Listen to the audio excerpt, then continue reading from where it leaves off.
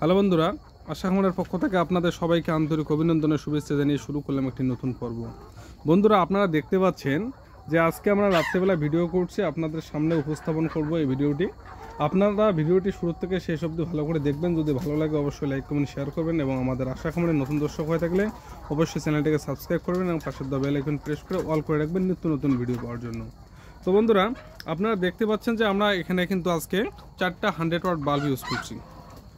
এই 4টা 100 watt bulb use করার পিছনের কারণ কি, এবং আপনারা যদি মুরগির খামার করতে চান বা করেন তাহলে কিন্তু এই আলো ব্যবহার করার জন্য আপনাদের কারণ জানতে হবে। এই আলো কেন আমরা ব্যবহার করব। মূলত শীতকালে কিন্তু ঘরের টেম্পারেচার কিন্তু খুবই কম, বা বাইরের টেম্পারেচার খুবই কম হওয়ার কারণে ঘরের টেম্পারেচার কিন্তু অনেকটা কমে যায়। এই টেম্পারেচার কন্ট্রোল করার জন্য মূলত আলো ব্যবহার করা হয়, এবং আলো ব্যবহারের আরেকটি অন্যতম কারণ আছে। সে কারণ আপনারা অবশ্যই জানবেন যে মুরগি যদি আপনাদের লেয়ার মুরগি হয়ে থাকে, অর্থাৎ ডিম পাড়া মুরগি হয়ে থাকে, তাহলে ডিম পাড়া মুরগির আলো কিন্তু একান্ত প্রয়োজন। কারণ ডিম পাড়া মুরগি সাধারণত অন্ধকারে ডিম দেয় না, আলোর প্রয়োজন হয়।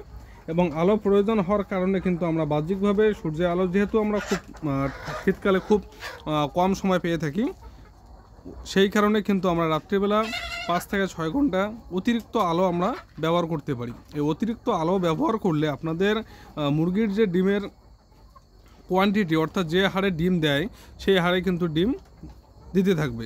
এবার আপনার যদি আলো এক্সট্রা ব্যবহার না করেন তাহলে কিন্তু আপনাদের যেটা সমস্যা হতে পারে বা হবে, ডিমের রেজাল্ট কিন্তু ভালো আসবে না, অর্থাৎ ডিম পাড়ার যে হারটা সে হারটা কিন্তু স্থির থাকবে না, অলওয়েজ ডিম পাড়ার হারটা কমে যাবে। তো এখানে মেন দুইটা উদ্দেশ্যেই কিন্তু আমরা এই খামারের মধ্যে রাত্রে আলো ব্যবহার করছি।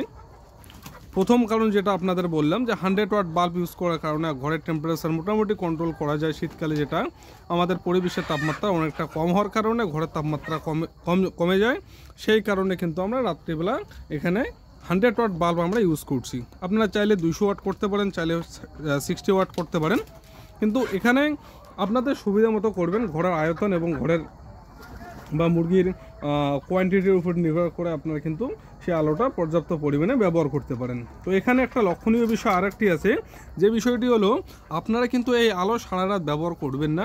সারা রাত ব্যবহার করলে মুরগির সমস্যা হতে পারে বা মুরগির ক্ষতি হতে পারে।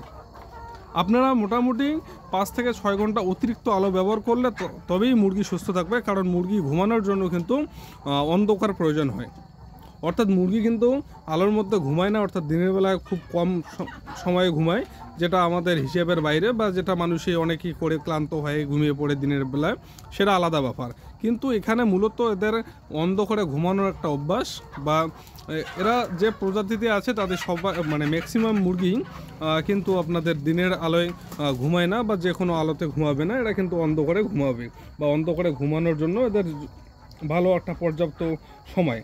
তো বিষয় হলো এটাই যে শীতকালে আপনারা কেন 100 ওয়াট বাল্ব বা 60 ওয়াট বাল্ব বা আলো ব্যবহার করবেন, এই নিয়ে কিন্তু আলোচনা করলাম আপনাদের সামনে। তো বন্ধুরা, আবারও বলছি, আপনাদের যদি আশা খামারে নতুন দর্শক হয়ে থাকেন তাহলে অবশ্যই আমাদের ইউটিউব চ্যানেলটিকে সাবস্ক্রাইব করবেন এবং পাশের বেল আইকনটি প্রেস করে অল করে রাখবেন নিত্য নতুন ভিডিও পাওয়ার জন্য।